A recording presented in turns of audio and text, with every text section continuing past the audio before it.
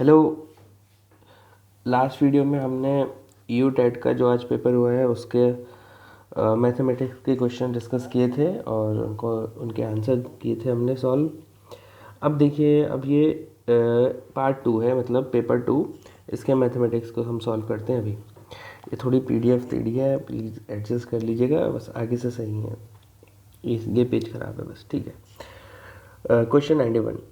Two numbers x and y are such that when they are divided by 6 leaves a remainder 4 and 5 respectively. Then the remainder obtained when x square plus y square is again divided by 6. तो बहुत simple होता है ये, कुछ नहीं करना। जो reminder होते हैं ना, जो रिमाइंडर है उन्हीं के साथ वो सब कर दो जो हुआ है। तो जैसे जो करना है आगे, जैसे हमें पहले रिमाइंडर बचे थे 4 और 5, तो x की जगह 4 रखो, y की जगह 5 रखो और इसे सॉल्व कर दो बस, और इसे 6 से डिवाइड कर दो। सॉल्व करके 16 + 25/6 ये हो गया 41/6 और आपका आंसर हो गया 5, यानी कि आंसर आपका ए। ठीक है, 91 का ए। अगला करते हैं।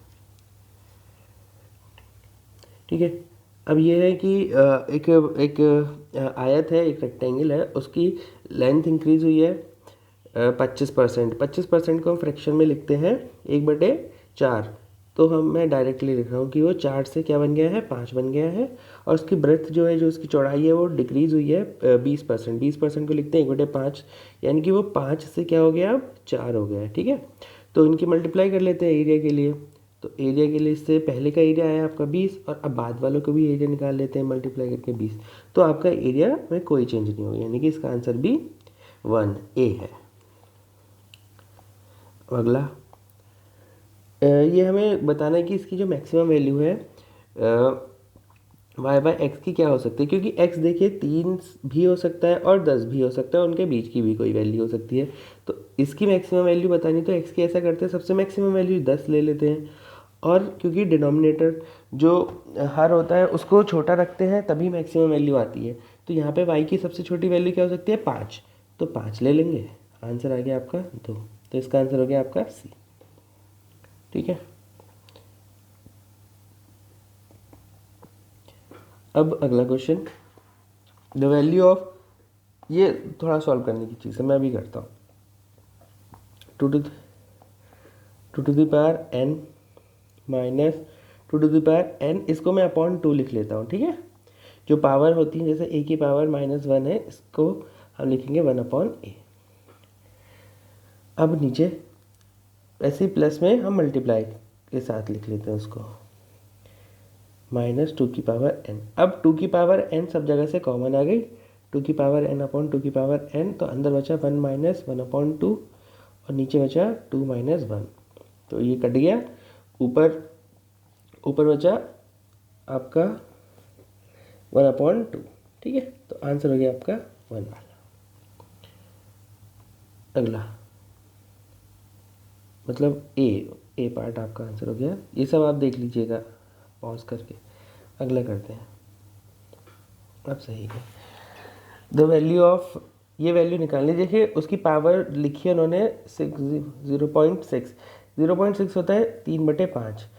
देखिए पावर में फ्रैक्शन होता है, इसका मतलब उसका वो रूट है, यानी कि 0.00032 का रूट।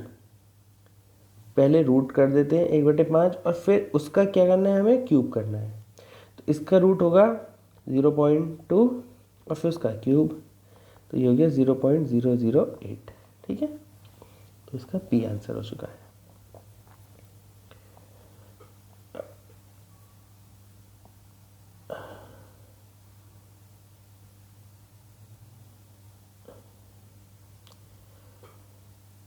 ये 96, द एन की ऐसी कौन सी वैल्यू ले, इसका आंसर वैसे 1 होगा, ए होगा, क्योंकि हम कुछ और लेते हैं ना वैल्यू, तो वो गड़बड़ कर जा रही है। जैसे इसी की वैल्यू पुट करके देख लेते हैं, जैसे x की जगह 1, y की जगह x1 की जगह 1, x2 की जगह 1, सबकी जगह 1 1 1 रखेंगे, तब ये 1000 से तो छोटा ही हो गया ये। इस जगह ये सटीकता से आया ही नहीं है, क्योंकि उन्होंने, अगर हम n को 999 लेते हैं, है ना, अगर हम n को 999 लेते हैं, तो भाई नीचे भी तो 9 + 9 + 9 + 9 से डिवाइड करना पड़ेगा, ठीक है। तो ये तो नंबर आएगा ही नहीं, जो मैक्सिमम वैल्यू है वो आ ही नहीं सकती है। पर यहाँ आ सकती है कि हम n को 1000 ले लें और बाकी सबको 1 + 0 + 0 + 0, तो यानी कि 1000 बन जाएगा अपने आप ही, ठीक। तो इसका आंसर ए हो जाता है। अगला अगला देखिए इजी है काफ़ी। इसको क्या करना है, आप अंदर मल्टीप्लाई करके देख लीजिए, सबसे बेस्ट तरीका है। तो वो बनेगा सी वाला। हाँ, sum of interior angle of a polygon, इसका फॉर्मूला होता है n-2। n यहाँ पे वो पॉलीगन की आपकी साइड है, -1 इंटू 180, ये फॉर्मूला है वो। इक्वल्स टू यहाँ क्या हो गया 2160। इसे सॉल्व कर लीजिए, n-2 इक्वल्स टू 6/18, ये इससे गया 12, तो n की वैल्यू आ गई आपकी 14, ठीक है। तो ये इसका ए आंसर हो गया। अगला करते हैं 99, नंबर ऑफ वर्टिसेस। ये एक फॉर्मूला होता है, बिल्कुल सटीक फॉर्मूला होता है ये, इसको हमेशा याद रखना चाहिए।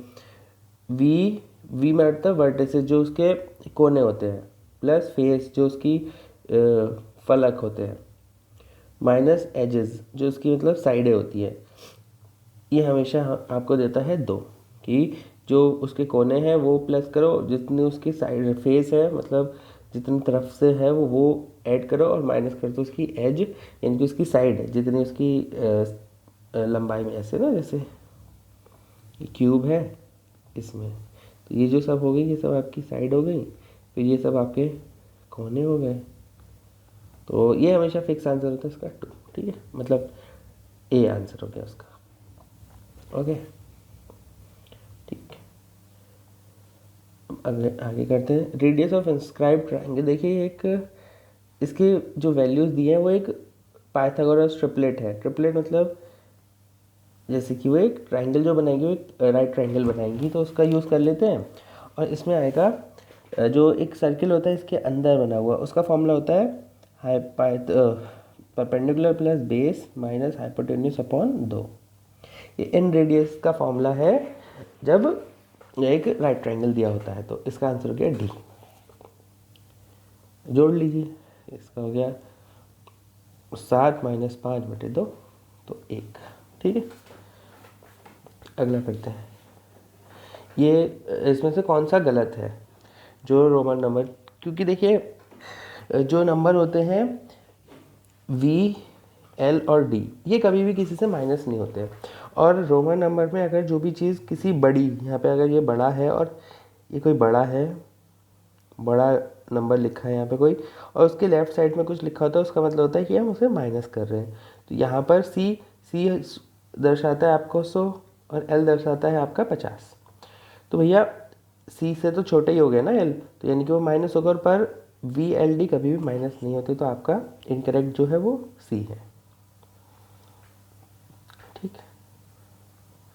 आगे करते हैं, if the product of 4 consecutive natural number is added.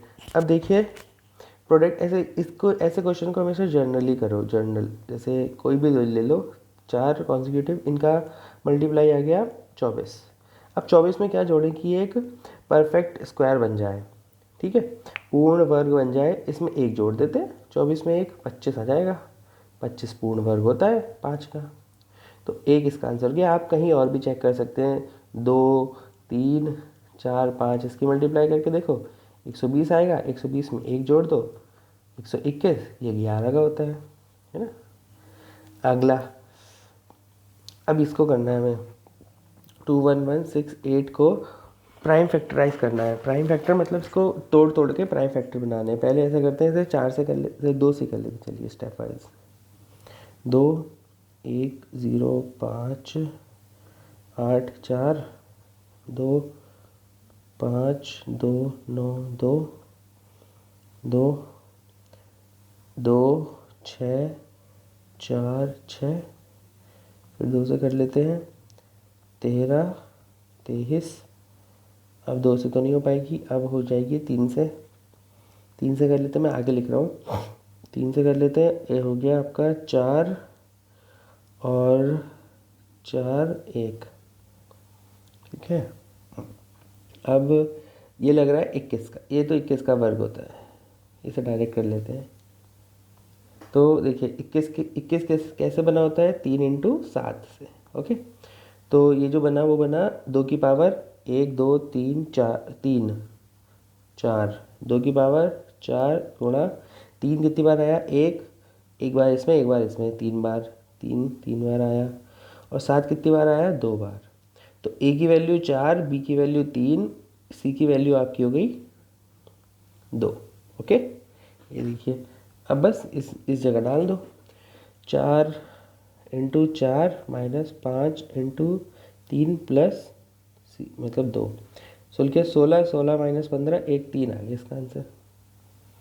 ये डी वाला इसका आंसर हो गया। ठीक है, समझ आ रहा है ना आपको? समझ आ रहा होगा, प्लीज़ सब्सक्राइब कीजिए और ज़्यादा अच्छा लगा हो तो शेयर कीजिए। सम ऑफ, देखिए 1710 is divided into A B C, तो ये बांटने हैं हमें, कैसे बटे हैं, 4 टाइम्स ऑफ ए, तो मतलब 4 गुना ए का किसके बराबर है, 6 टाइम्स ऑफ बी के बराबर है, एंड 9 टाइम्स ऑफ सी के। ठीक है, तो ये रेशियो नहीं है, रेशियो होता है इनके एलसीएम से इसको डिवाइड करना। इन सब का एलसीएम क्या आएगा, इन सब का एलसीएम आ जाएगा 36। तो a बटे 9 इक्वल्स टू बी बटे 6 इक्वल्स टू सी बटे 4। ओके, इनके एलसीएम से डिवाइड करना था, पर यहाँ पर थोड़ा ऐसे ऐसे उल्टा गई, बस कोइंसिडेंस है और कुछ नहीं है। ठीक है, तो ये इनका रेशियो है एबीसी के अंदर का। अब जो 717 है वो कितने भागों में बटेगा, इन सब के टोटल में, मतलब 19, 17 डिवाइडेड बाय 19। अब इसे काट लो, ये इसके 9 टाइम्स गया, 90 आ गया। और अब निकालना है हमें डिफरेंस बिटवीन, तो ए को 9 मिल रहा है, सी को 4 मिल रहा है, तो डिफरेंस इन दोनों के बीच में हो गया 5 का, 5 इंटू 90 यानी कि बी, इसका आंसर हो गया बी आपका। ठीक है, the sum of first n natural number, अब इसका फॉर्मूला होता है sum of n natural number का n into n plus 1 upon 2 equals to 55। यहाँ से n की वैल्यू निकाल लो, यहाँ से आई value 10। The average of 5 successive numbers, अब देखिए जो 5 सक्सेसिव नंबर्स हैं वो इवन नंबर हैं, यानी कि देखिए जो एवरेज होता है ना वो आपको मिडिल टर्म्स होता है, मिडिल टर्म होता है, यानी कि इनमें मिडिल टर्म क्या है, सी है, और ये सक्सेसिव इवन नंबर है, तो यानी कि जो सी की वैल्यू है वो 106 है। अब इवन नंबर है और सक्सेसिव, तो इससे पहले क्या आएगी, बी की वैल्यू 104 और डी की वैल्यू क्या आएगी 108। अब 104 गुणा 108 कर लो, ठीक है, यूनिट डिजिट में आएगा 32, तो ये हो गया डी, डी इसका आंसर हो गया। Length and breadth of a room are, तो LBH आपको दिया है, उसका एरिया ऑफ वो वॉल पूछा है, मतलब उसका जो दीवारें हैं सारी, तो उसका सबसे बढ़िया तरीका है कि आप इसका पैरामीटर निकाल लो पहले, मतलब इसकी परिधि निकाल लेते हैं इसके बेस की। 2 इंटू 5 प्लस 4, ये परिधि आ गई 9 18। अब इसकी हाइट से मल्टीप्लाई कर दो, 54। ठीक है, अब देखिए ये जो क्वेश्चन होते हैं मैं इसमें पूरा श्योर नहीं हूँ, पर जो मुझे आता है मैं उसको बता रहा हूँ। ठीक है, जो मुझे लग रहा है, मैथमेटिकल कम्युनिकेशन रेफर्स टू, शायद ये होगा कि ability to consolidate and organise mathematical thinking, क्योंकि बाकी सारे ऑप्शन कोई अच्छे लग नहीं रहे। अब ये वाले क्वेश्चन में जो मुझे लग रही है, क्योंकि जो एक्सियम्स होती हैं, एक्सियम्स ऐसे चीज़ें होती हैं जिसको हम मैथमेटिकली तो प्रूफ नहीं कर सकते, पर हम उसको नकार भी नहीं सकते हैं, कि जैसे 2 पॉइंटों के बीच से एक ही लाइन गुजरेगी, बिल्कुल, पर इसकी कोई मैथमेटिकल एक्सप्लेनेशन नहीं है या प्रूफ नहीं है मैथमेटिकल, पर हम इसको लॉजिकली सोचते हैं कि हाँ भैया दो एक ही तो गुजरेगी। तो इसमें कुछ ये तो वो है कि आपकी बुक में या फिर कहीं दी होंगी कुछ परिभाषाएं उसमें, पर ये सारे के सारे एज्यूम तो होते ही हैं, ये एज्यूम्ड होते हैं। तो एक तो लग रहा है मुझे कि फर्स्ट वाला सही होगा, फर्स्ट वाले के साथ तीसरा, कि डेफिनेशन नहीं हो सकती, डेफिनेशन एक पर्टिकुलर होती हैं, डेफिनेशन ये नहीं होती मेरे अकॉर्डिंग, तो सी हो सकता है, बट ये चेक कर लीजिएगा आप कहीं और से भी।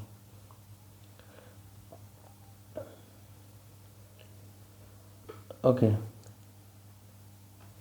ठीक है, a child of class 7 defined the rectangle as, rectangle is a quadrilateral whose opposite sides are parallel and equal. The definition opposite sides are parallel and equal. देखिए ये शेप तो है बिल्कुल जिसकी ऑपोजिट साइड पैरेलल और equal है, तो ये देखिए एक रोम्बस भी हो सकता है, ये एक स्क्वायर भी हो सकता है, पर जो असली रेक्टेंगल की डेफिनेशन है वो नहीं कही इसने। He can not recognise the shape, वो शेप पहचान गया पर ठीक है वो सही से नहीं पहचान पाया है। Do not know the correct properties of the shape. हाँ ठीक है, knows the property of the shape but repeat some properties in definition, नहीं knows some properties but missed some important point to complete the definition. तो D वाला सही होगा, ठीक है ना, कि वो कुछ ऐसी प्रॉपर्टी भूल गया जो इस रेक्टेंगल की ही होती है। ठीक है, थैंक यू। अगली वीडियो बनेगी, मैं बना दूंगा इसकी ईवीएस वाले क्वेश्चंस की और साइंस वाले क्वेश्चंस की, तो प्लीज़ सब्सक्राइब कर लीजिए। 1000 हो जाएंगे तो ज़्यादा अच्छा रहेगा। Thank you.